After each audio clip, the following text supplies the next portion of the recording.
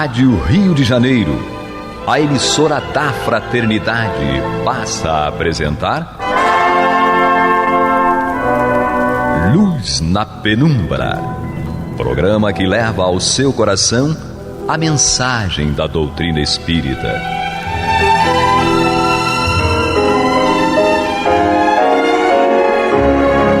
E com vocês, Eduardo Araújo, para o estudo de O Livro dos Médiuns, da obra codificada por Allan Kardec.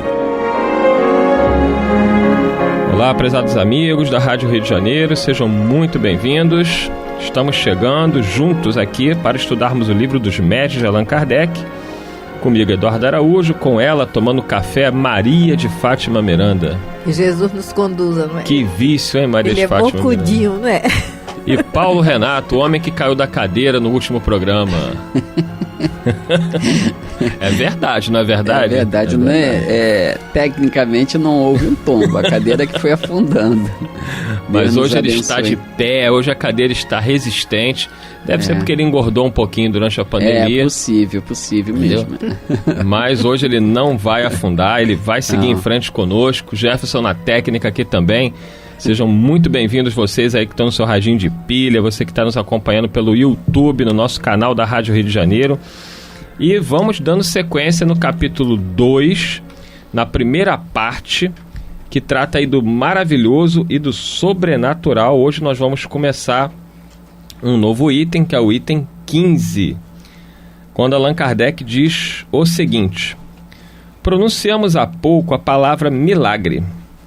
Uma ligeira observação sobre isso não virá fora de propósito, neste capítulo que trata do maravilhoso.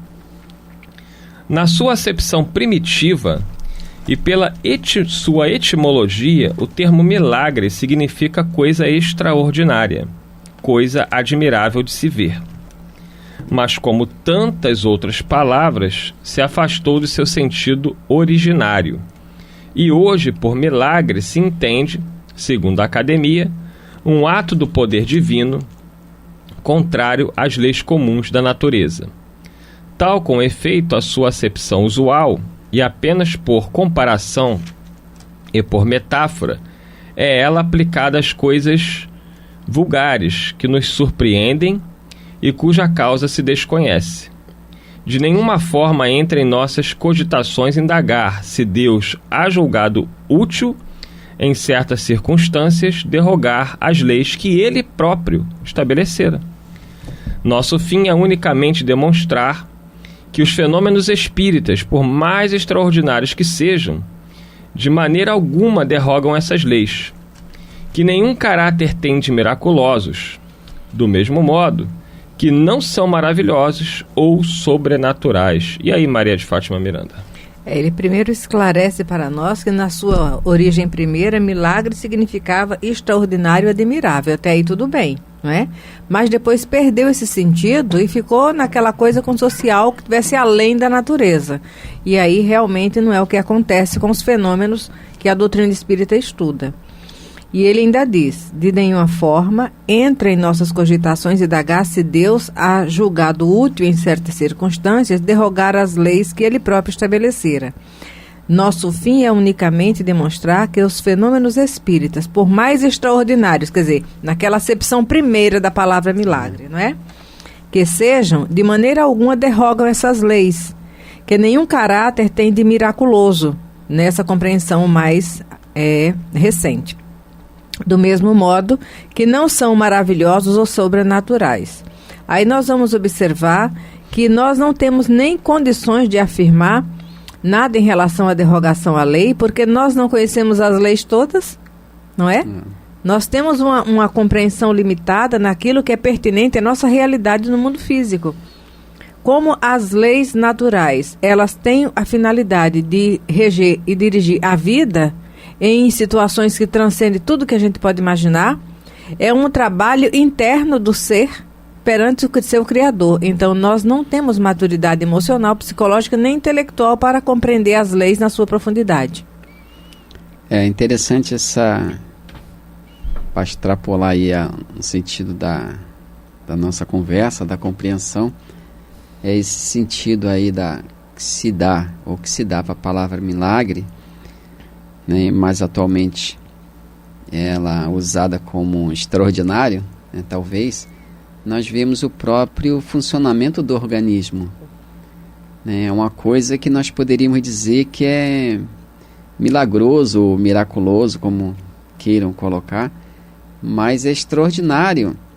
Eu não entendo bem da fisiologia humana, mas quando nós observamos, por exemplo, alguém da área de saúde que vai fazendo as descrições como aquele órgão funciona, a regularidade com que ele se mantém em atividade para garantir a saúde e a possibilidade da saúde física, de modo que nós possamos com tranquilidade trabalhar sem nos preocuparmos em controlar determinados fenômenos que acontecem portas adentro do nosso corpo, né? O coração bate com uma regularidade incrível, os rins, né? Tudo mais. Então nós, se formos considerar a questão da palavra em si, milagre como extraordinário, maravilhoso, nós não precisamos nem do microscópio, nem do telescópio, né, para entender o mínimo e o máximo. Nós mesmos somos essa questão desse milagre, dessa coisa que é extraordinária, que é o corpo físico que nos abriga, que nos acolhe no momento. Então nós observamos em nós mesmos essa possibilidade. Nós falávamos um tanto antes com a Miranda, né, dessa possibilidade que todos nós temos de andar, né? Nós andamos, é uma coisa que nós menosprezamos porque subavaliamos ou não consideramos de forma alguma a avaliação, porque está na nossa rotina. Mas a possibilidade de andar é uma coisa incrível, é um fato maravilhoso, extraordinário. Nós só nos damos conta desse milagre, entre aspas, quando temos uma impossibilidade física, que não podemos nem levantar da cama para pegar um copo d'água, né? Então a vida em si é essa coisa extraordinária, como disse a Miranda, que nós não compreendemos, mas é maravilhoso, né, nesse sentido maior que se possa dar. É por isso que Paulo de Tarso dizia que, tendo com que se vestir e se alimentar, ele estava feliz, porque essa possibilidade de se mover, né, que a gente não dá o mínimo valor, né? O Eduardo machucou o dedo, com certeza teve dificuldades. A gente só sente a diferença quando, né, quando você machuca, como dói, como é difícil lidar com uma coisa tão pequena, tão simples. E impossibilita determinados movimentos. Foi impressionante, na hora de tomar banho, eu machuquei justamente o dedo da mão direita, e eu sou destro. E para tomar banho, eu tive que tomar com a mão esquerda, e aí eu falei, gente, um dedo, como é que faz falta? E você tentando... modifica tudo.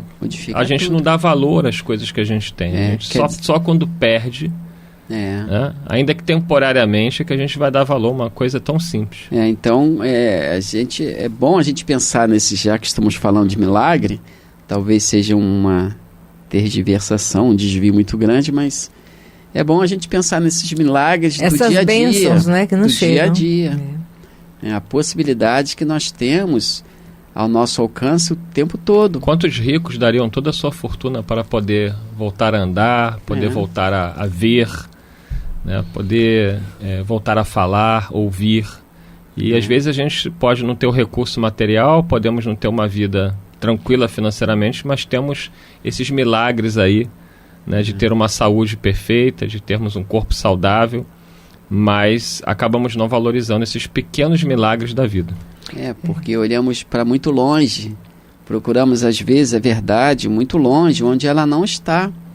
Não adianta procurar as coisas onde elas não estão, onde estão. Na verdade, é um campo de experiência que soma aprendizado, mas para muitos de nós é uma perda real de tempo, né? Ainda mais nós espíritas que muito conhecemos sobre a vida, embora temos dificuldade de compreender e praticar, porque Jesus falou: bem-aventurados sois se souberdes essas coisas e se a praticais. Então a gente não sabe como convém saber, como dizia Paulo, e muito menos praticamos. Mas é bom nos debruçarmos sobre essas verdades de forma que possamos compreendê-la na nossa vida diária, né? Muitas vezes nós estamos procurando esses milagres na derrogação da lei de Deus, como se pudesse haver essa derrogação, mas esquecemos e somos surpreendidos às vezes pela vida, porque esquecemos de valorizar os milagres do dia a dia, né? A possibilidade de ver um ente querido, né? Ver o rosto de um filho, de um pai, de uma mãe, né? A gente trata essas coisas com tanta banalidade, né? Que um dia a gente vai compreender que o milagre estava dentro, estava em nós e ao nosso alcance. Então nós sempre procuramos essas derrogações da lei de Deus para que a gente compreenda a Deus, como os fariseus falaram com Jesus, pediram a Jesus um milagre, um sinal. Jesus disse que não lhe daria nenhum sinal, senão o de Jonas, que já consta lá no Antigo Testamento. Então a gente fica procurando no céu, na terra, procurando os milagres da presença de Deus, e Deus poderia falar para nós, se fosse o caso, meu filho ou minha filha, você é o meu próprio e maior milagre. Pois é, você está falando, eu estava lembrando de um vídeo onde uma criança, ela devia ter uns 3, 4 anos, estava enxergando o rosto da mãe pela primeira vez, né? É verdade. E na hora do vídeo, o primeiro gesto, quando ela vê o rosto da mãe, é levar a mãozinha assim e passa no rosto. Foi muito emocionante. É mesmo. E nós ficamos observando que essa máquina física, funcionando com HD cerebral, que é o cérebro, mas que tem essa conexão do espírito que nós somos, né? Monitorando tudo. E enquanto você falava também, eu lembrei de um outro dia na televisão, um rapaz falando a respeito do exame do DNA. E ele mostrando, olha, quanta revelação que a ciência está trazendo, né? Nós nem imaginávamos esse exame de DNA, a maneira como ele é feito e a contagem de uma forma tão precisa dentro daquela perspectiva, e a inteligência humana descortinando essas leis que nós ainda não temos compreensão delas. O próprio Espírito Emmanuel diz que sem cogitar da presença do Espírito no corpo vai ser impossível, na verdade, a ciência humana ou a ciência médica entender determinados fenômenos que se processam no corpo físico, não só na questão das doenças em si, seus anexos, as suas variações, mas na questão da própria saúde, sem falarmos, naturalmente, na questão da memória, né? Então, sem introduzir o espírito, essa entidade que somos nós, essa entidade espiritual revestida de células materiais, será impossível, com lógica, com raciocínio lógico, será impossível explicar os movimentos da própria vida, né? E a sua própria existência, seu próprio funcionamento. Então, nesse sentido, nesse campo de ignorância, em que muitas vezes nos encontramos tentando encontrar os porquês da vida sem a presença do Espírito, é natural que a gente use com muita facilidade a palavra milagre, porque o corpo não poderia funcionar do jeito que funciona, repito, sem a presença do Espírito, sem conceber a presença do Espírito, essa entidade pensante. O corpo não poderia funcionar do jeito que funciona se não for a questão do milagre. Aí sim, nesse entendimento mais restrito, a palavra milagre cabe muito bem, porque tudo que se considera, embora a ciência conheça muito hoje, ela conhece muito dos efeitos e não das causas. A ciência pode explicar muitos efeitos no corpo humano, né? Pode explicar muitas doenças, por que surgem muitas doenças. Mas o porquê dos porquês, que é a parte filosófica, que o Espiritismo abrange também, o porquê dos porquês, ela não vai saber nunca sem admitir aí a interferência do ser pensante, porque a avaliação material diz que todo fenômeno que se dá dentro de determinadas circunstâncias, ele pode ser repetido nas mesmas circunstâncias, em qualquer tempo, em qualquer lugar. E nós verificamos que nas doenças isso não acontece, porque os fatores facilitadores para desenvolvimento ou aparição de determinada doença não se dá em todas as pessoas, embora essas pessoas estivessem sob a mesma influência, sob o mesmo estímulo. Por que não se dá dentro das mesmas circunstâncias determinados fenômenos de enfermidade? Não se dá com todas as pessoas, se dá com um e não se dá com outro. E a gente sempre lembra da Madre Teresa. E eu também sempre fiquei pensando muito isso. Ela catava as pessoas, pegava as pessoas lá no lixão lá que ela iniciou o trabalho, né? Pegava as pessoas na rua, muita gente doente, tudo quanto é tipo de doença contagiosa. E ela nunca ficou doente. Aí o jornalista perguntou a ela, mas Madre Teresa, a senhora em contato com várias doenças o tempo todo, nunca ficou doente, nunca pegou nada, né? Ela, não, meu filho. Aí ele perguntou qual era o milagre. Aí, naturalmente, ela respondeu lá na simplicidade dela, falou, o milagre é o amor e água e sabão, né? Quer dizer, foi o jeito dela responder, sim, mas a gente sabe que a resposta não é tão simples, não seria tão simples assim. E não adiantaria também aprofundar o tipo de resposta que caberia com aquele jornalista que, por certo, ele não entenderia. Mas é essa questão do espírito atuando no corpo e ele que determina que tipo de influência vai acolher. Para você que está chegando agora, o programa é o Luz na Penumbra. Estamos aqui estudando o livro dos Médiuns de Allan Kardec, comigo Eduardo Araújo, com Paulo Renato que estava falando, e com Maria de Fátima Miranda. Nós estamos no capítulo 2 do Maravilhoso e do Sobrenatural, item 15, e nós lemos aí o primeiro, o segundo parágrafo do item 15. Vamos agora ler o terceiro parágrafo deste item 15, onde Allan Kardec, ainda falando sobre a questão do milagre, diz: o milagre não se explica. Os fenômenos espíritas, ao contrário, se explicam racionalissimamente. Ou como ele coloca aí a palavra, racionalissimamente. Não são, pois, milagres, mas simples efeitos, cuja razão de ser se encontra nas leis gerais. O milagre apresenta ainda outro caráter, o de ser insólito e isolado. Ora, desde que um fato se reproduz, por assim dizer, à vontade, e por diversas pessoas, não pode ser um milagre. Todos os dias a ciência opera milagres aos olhos dos ignorantes. Por isso é que, outrora, os que sabiam mais do que o vulgo passavam por feiticeiros. E como se entendia, então, que toda ciência sobre-humana vinha do diabo. Queimavam-nos. Foi o que aconteceu com a Miranda, né, Miranda? Era a bruxa. Hoje, que já estamos muito mais civilizados, eles apenas são mandados para os hospícios. Aí, Miranda, escapou. Nessa vida tu quase foi também, não foi, Miranda? Por pouco. Foi por pouco, né? Mas é interessante isso que Kardec coloca aqui, porque realmente a medicina, né? A própria medicina hoje, ela às vezes se depara com situações inusitadas. Tem médicos que, fazendo exames no seu paciente, ele pergunta ao paciente assim: você já fez uma cirurgia aqui nesse órgão, nesse osso? A paciente: não. Sim, mas está aqui uma cirurgia. O paciente: olha, a única cirurgia que eu fiz foi espiritual. Aí o médico ficou olhando para ele assim como quem diz: como é que eu vou explicar um negócio desse? É milagre? Muitos vão chamar de milagre, mas Kardec diz que não.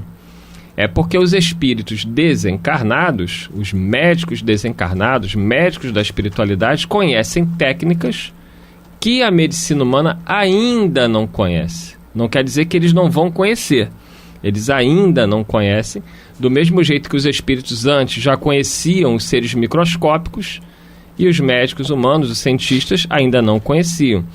Então, o que hoje é tido por milagre, amanhã os próprios médicos desencarnados dizem isso, que esse conhecimento vai chegando gradativamente aqui a Terra. Não é isso, Miranda? E todos nós um dia conquistaremos, né? Lembrando que Kardec, quando vai elaborar aquela escala espírita para nos auxiliar a raciocinar, ele coloca nos caracteres gerais dos bons espíritos essa compreensão maior de Deus e do infinito, quer dizer, nessa situação das leis. Mas são justamente os espíritos puros que já têm uma unidade com Deus, que esses sim compreendem todo o mecanismo da vida, né? E por isso são agentes na construção de outras realizações de grande porte no universo. Paulo Renato? Eu estava aqui consultando a introdução do próprio... Ele está consultando a introdução, gente. Eu tinha que fotografar para vocês, porque as folhas dele estão todas soltas. Então ele pega um pedaço de uma folha. O livro dele é Jurássico também. A Bíblia dele, tem parte da Bíblia que sai na mão dele. É uma maravilha. Isso tem que ser fotografado e ir para o nosso Instagram. É justamente isso aí que coloca a Bíblia dele no perispírito. Mas Kardec fala que ninguém, pois, se surpreenda de encontrar nessa introdução aqui do livro dos Médiuns. Ele fala num determinado trecho: ninguém, pois, se surpreenda de encontrar nele, livro dos Médiuns, instruções que à primeira vista pareçam descabidas. A experiência lhes realçará a utilidade. Quem quer que estude cuidadosamente melhor compreenderá depois os fatos de que vem a ser testemunha. Menos estranha lhe parecerá a linguagem de alguns espíritos. Como repositório da instrução, ele vem falando aqui, desenvolvendo a questão. Mas ele mostrando a utilidade, voltando à questão da utilidade do estudo. Porque ele diz que quem estuda menos se surpreende diante de determinados fatos. É natural que, diante da ignorância, do desconhecimento, de como determinados fatos se dêem, nós consideremos a questão como milagrosa. Eu lembro de um filme da internet, se eu não me engano, acho que está na internet, infelizmente eu não lembro o nome, mas segundo constava, era baseado em fatos reais, de um pastor, e um filho dele teve problemas sérios de saúde, e segundo consta, ele viu o céu. O céu é de verdade. Acho que é isso, né? Interessante tem livro, esse filme. Eu não tenho muito bem ele na lembrança, mas é isso. O menino adoeceu, a Miranda pode fazer as retificações. Não, você vai lembrando aí, eu lembrei do nome. Porque sim. Eu tenho um livro em casa. Tem livro? Tem. É livro? É um livro. O livro saiu o filme. Pode até recomendar para quem interessar, né, os ouvintes. Depois tu pode repetir o nome do filme. O céu é de verdade. É o nome de um livro, mas também é o nome do filme. Então, o menino foi a coma, se eu não me engano, e segundo a linguagem própria, ele viu o céu. E nós sabemos que ele esteve naquele estado lá fora do corpo físico enquanto estava sendo cirurgiado. E ele descreve, quando volta, fala para o pai, o pastor fala na igreja para algumas pessoas. Mas o que eu achei interessante desse filme, além de outras considerações, foi a rejeição.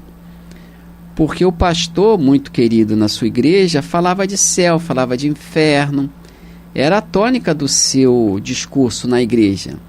E nosso aprendizado na igreja ortodoxa, né, é também desse nível, sempre falar de céu e de inferno.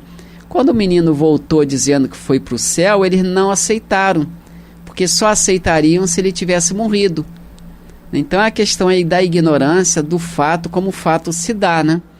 Mas o filme é bem interessante. A Miranda já deu o nome do filme e do livro. Não, no próximo programa nós retornaremos de alguma forma. Você está ouvindo o programa Luz na Penumbra.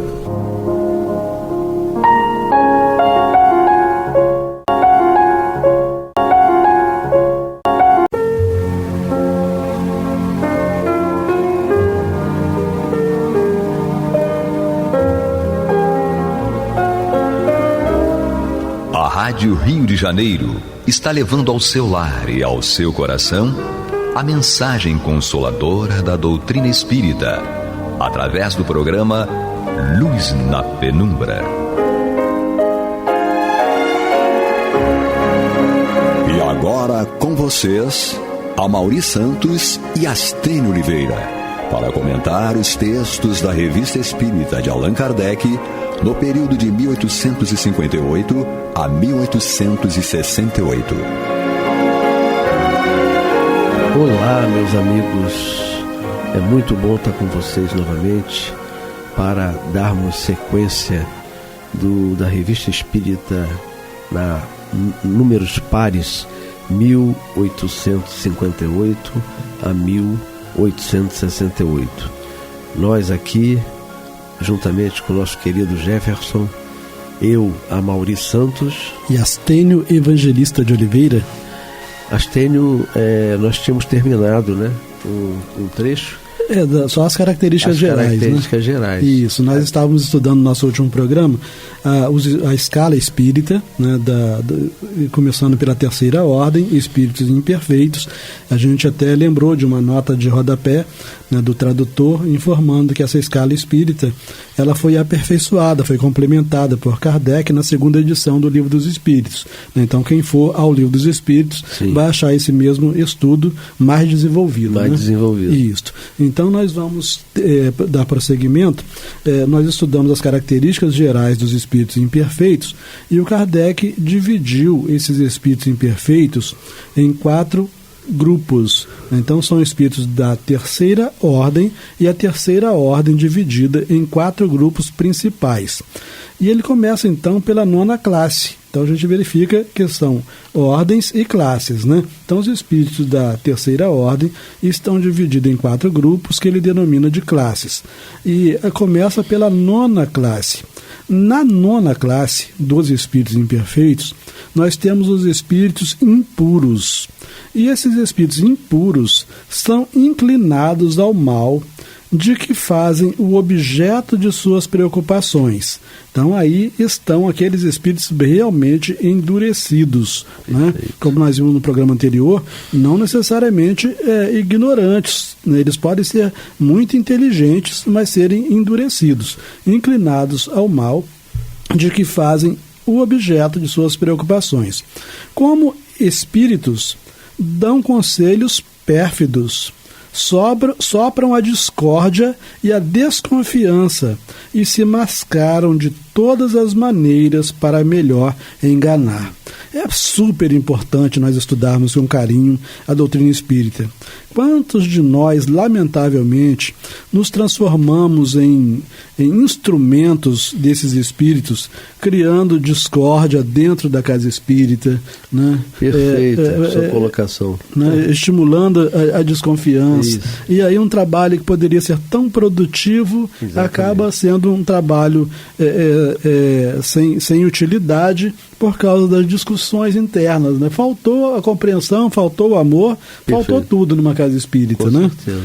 Aí o Kardec, falando dos espíritos impuros que estão na 9ª classe, ele continua dizendo o seguinte: apegam-se às pessoas de caráter bastante fraco para cederem às suas sugestões, a fim de induzi-las à perdição, satisfeitos por poderem retardar-lhes o adiantamento, fazendo-as sucumbir nas provas porque passam. Então, eles, e aí, quantas informações da espiritualidade, principalmente do Manuel Filomeno de Miranda, dizendo o quanto os espíritos inferiores detestam as casas espíritas, né, em razão do que a casa espírita pode fazer junto à sociedade, de esclarecimento, de alerta, né? E aí, como em todo grupo é possível encontrar esses que o Kardec fala de que tem caráter bastante fraco, eles se apegam a esses de caráter bastante fraco. Normalmente são pessoas que têm pavio curto, né, se irritam com facilidade. Né? E aí basta ter um desses no grupo, que se os outros não estiverem atentos. Né, aí todo mundo sucumbe, né? Por isso que é a história do orar e vigiar, né? Orar e vigiar, porque dentro de uma casa espírita, as pessoas que estão à frente, elas são heterogêneas, né? Sim. E essa heterogeneidade, ela se dá, né, quando às vezes um presidente desavisado coloca pessoas por seu interesse e não por mérito, né? A gente também tem que ver isso.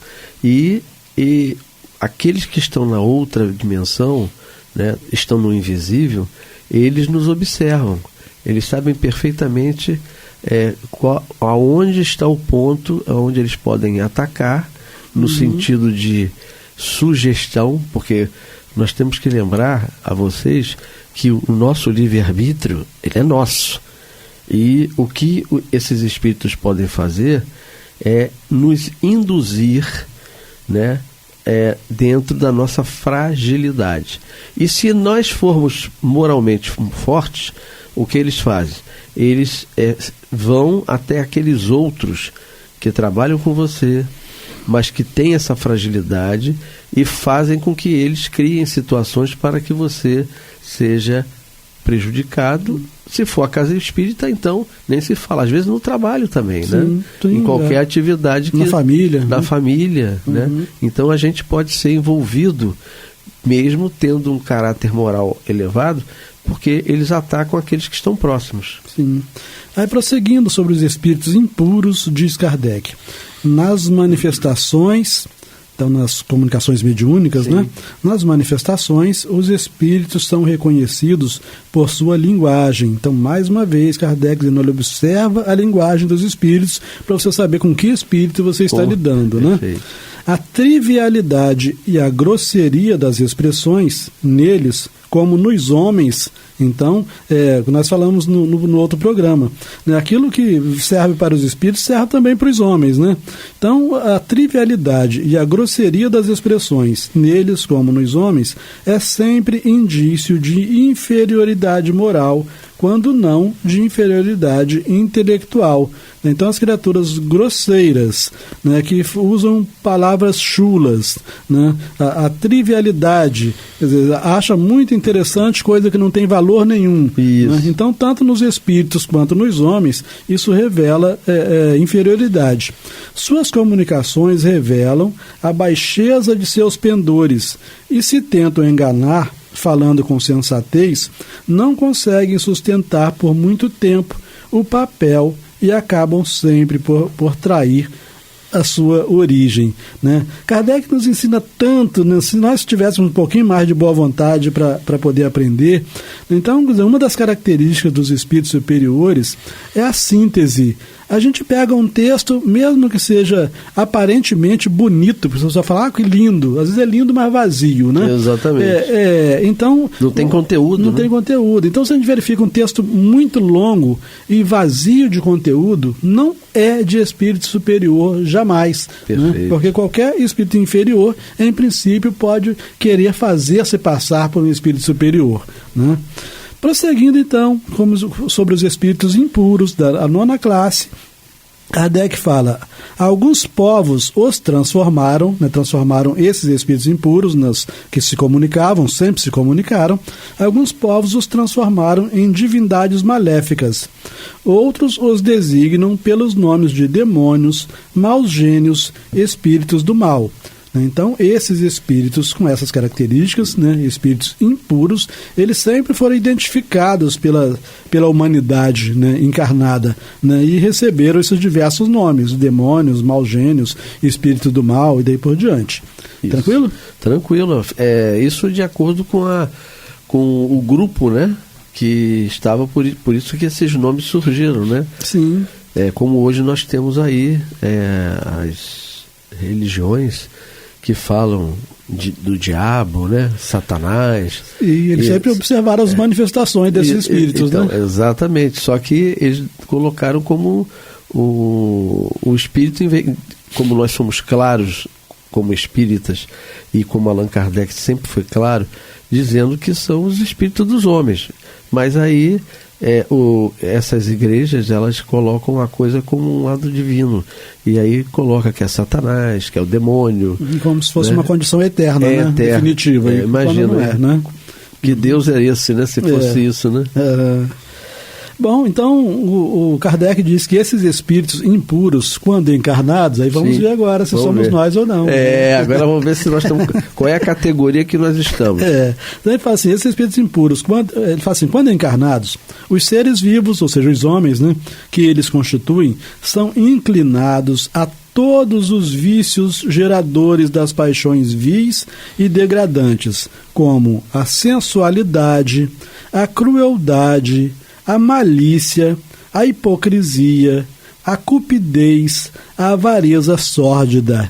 Então, eu imagino que todos nós que estudamos uma semana de Espiritismo já não estejamos mais desenvolvendo todos esses vícios, né? Paixões vis e degradantes, né? Como sensualidade, crueldade, malícia, hipocrisia, cupidez, né? Parece que é muito erro em cima de uma pessoa que conhece a verdade. Não é verdade? É isso mesmo, você está certo. Então, ele fala assim, fazem o mal, esses espíritos impuros, fazem o mal por prazer.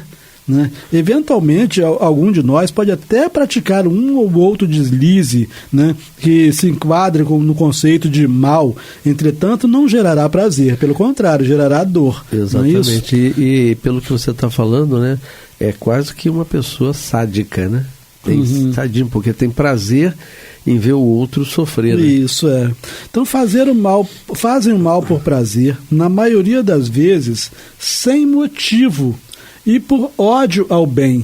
Quase sempre escolhem suas vítimas entre as pessoas honestas. Né? Então as pessoas honestas não bastam ser honestas, elas têm que ser mais inteligentes também, né? Mais cuidadosas. São flagelos para a humanidade. O Manuel Filomeno de Miranda fala muito a esse respeito. Né? Ele fala assim, são flagelos para a humanidade, seja qual for a categoria social a que pertençam. Só lembrando que ele está falando aqui dos encarnados, fala quando encarnados, né? Então fazem o mal por prazer, na maioria das vezes sem motivo e por ódio ao bem, quase sempre escolhem suas vítimas entre as pessoas honestas. São flagelos para a humanidade, seja qual for a categoria social a que pertençam, e o verniz da civilização não os livra do opróbrio, né, da baixeza, né, e da ignomínia, que seria a degradação social. Então, esses espíritos impuros, quando encarnados, são essas coisas que geram tantos problemas, né, para os outros homens. Né? Ele fala aqui para os homens de honestos, né, pessoas honestas. A gente vê muito isso, né, Astênio, quando a pessoa é uma pessoa pública, e aí, de repente, né, depois de anos que a pessoa tinha já uma imagem, né, pública, de uma pessoa séria, né? E aí vão descobrir que ele era uma pessoa na área privada, né, tendo essas características que estão aí. Sim. E aquilo é jogado como uma bomba, né? Às vezes já é avô até. A pessoa já é um avô e cheio dessas promiscuidades, né? Sim. Então, é como você muito bem colocou lá no início, é o nosso famoso verniz social, né? Nós temos uma carapaça em que as pessoas veem a gente por esse espectro. Quando essa máscara cai, a gente verifica quem realmente nós somos, né? E muitos de nós, infelizmente, ainda estamos na categoria de monstros. É verdade. Tomara que não seja o nosso caso. Com né? certeza. Essa categoria... Só por suposição. Né? Bom, então nós estamos estudando os 4 grupos dos espíritos imperfeitos. Acabamos de ver a 9ª classe, onde estão os espíritos impuros, e agora vamos ver a 8ª classe, onde estão os espíritos levianos. Obviamente que se Kardec está começando de 9ª classe, é porque na 9ª classe deve estar a pior espécie. Né? Aí chega na 8ª classe, já é uma espécie ruim, mas não é a pior. Não é a pior. Então na 8ª classe nós temos os espíritos levianos. Ele diz que esses espíritos levianos são ignorantes, maliciosos, inconsequentes e zombeteiros. Intrometem-se em tudo e a tudo respondem sem se incomodarem com a verdade. Então, há muitas comunicações de espíritos levianos, né, e que se transformam em livros, né, e que se vendem, né, muitos, etc. Até colocando o título de espírito, isso, né, espiritismo. Então, por isso que tem que passar pelo crivo, né? Da FEB, né? Para realmente ver se aquilo ali tem um conteúdo sério, como você mesmo falou lá no início, ou se é um conteúdo vazio. Tem muita coisa, muita palavra bonita, etc, etc, mas não tem E nada acrescenta. Nada acrescenta.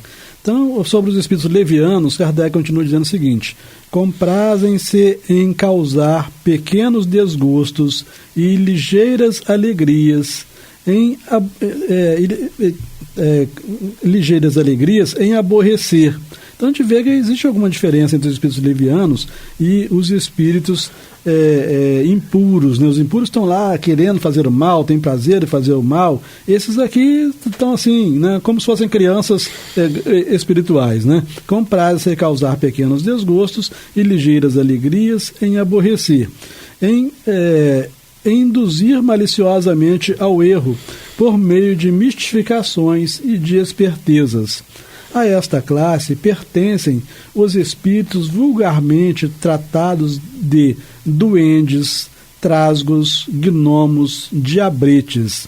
Estão sob a dependência dos espíritos superiores, que muitas vezes os empregam como fazemos com nossos servidores.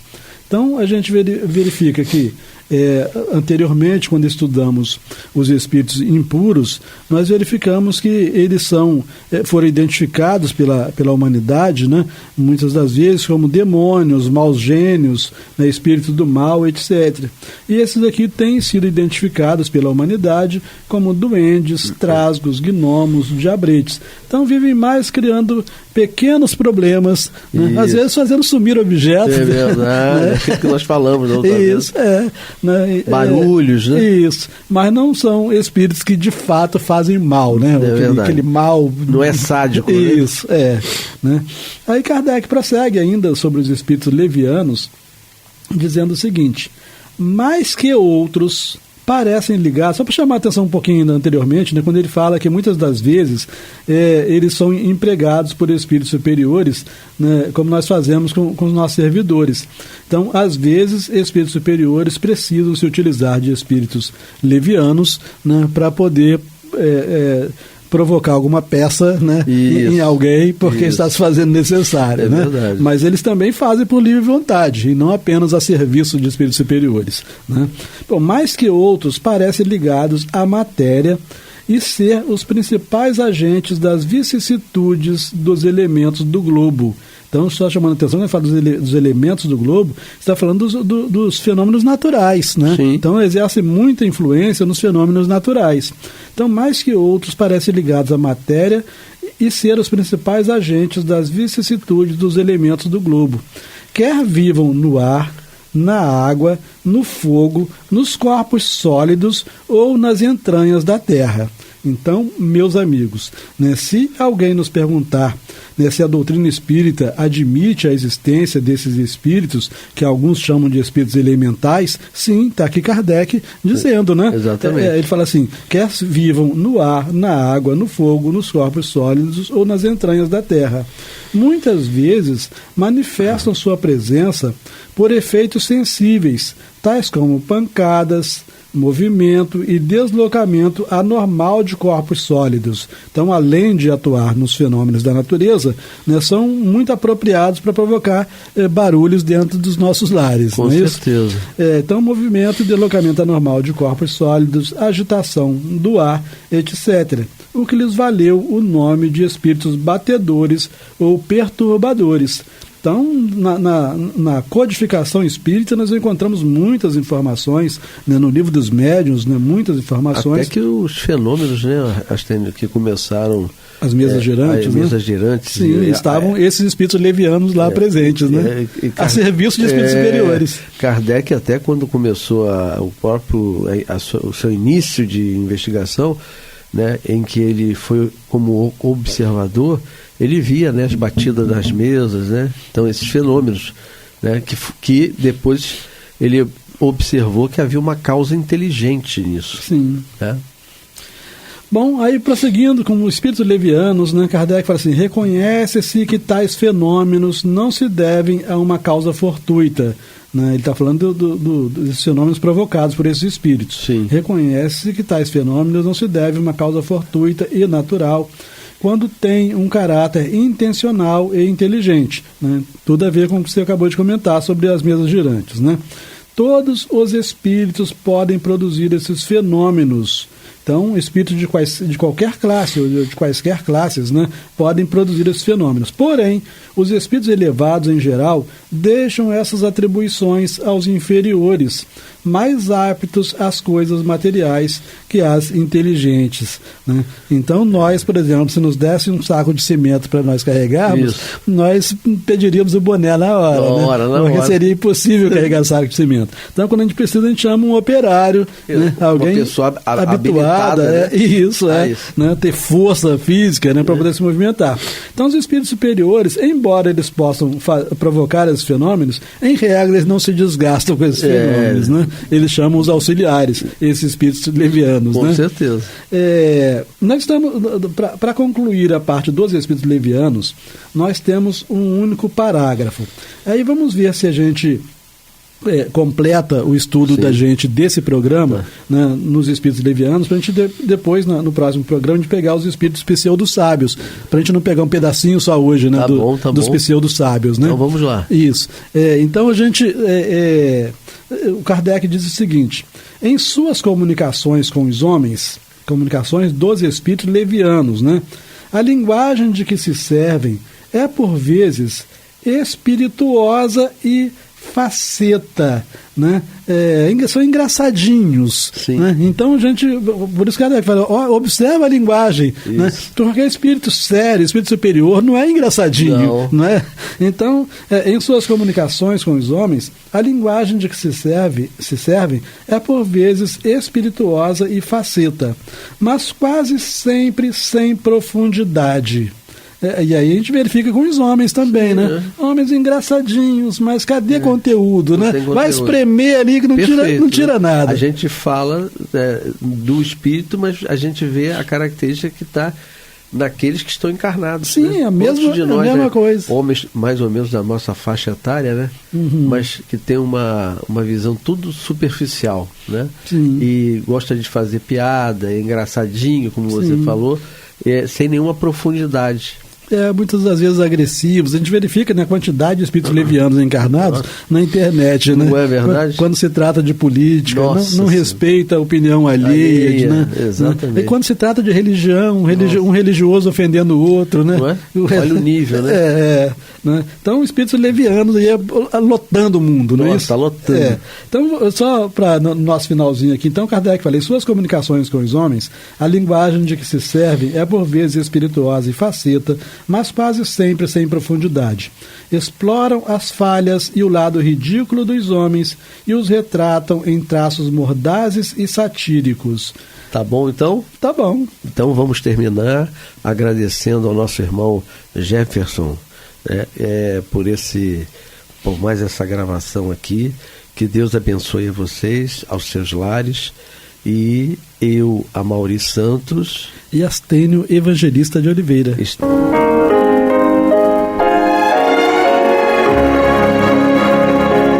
E vamos ouvir agora a prece de encerramento de nosso programa, na voz de Geraldo de Aquino. Jesus, dá-nos coragem para a luta, piedade para os insultos e misericórdia para as injustiças e ingratidões. Limpa nossa alma de inveja e ambições mesquinhas, de ódio e de vingança o nosso caminho. E que dentro em pouco, ao recolher-nos de novo ao calor do nosso leito, para que o sono nos dê a paz e o esquecimento das tristezas humanas, possamos sentir, Senhor, no mais íntimo de nosso ser, a doçura indefinível do Teu amor e a grandeza incomparável da Tua divina presença. Que assim seja.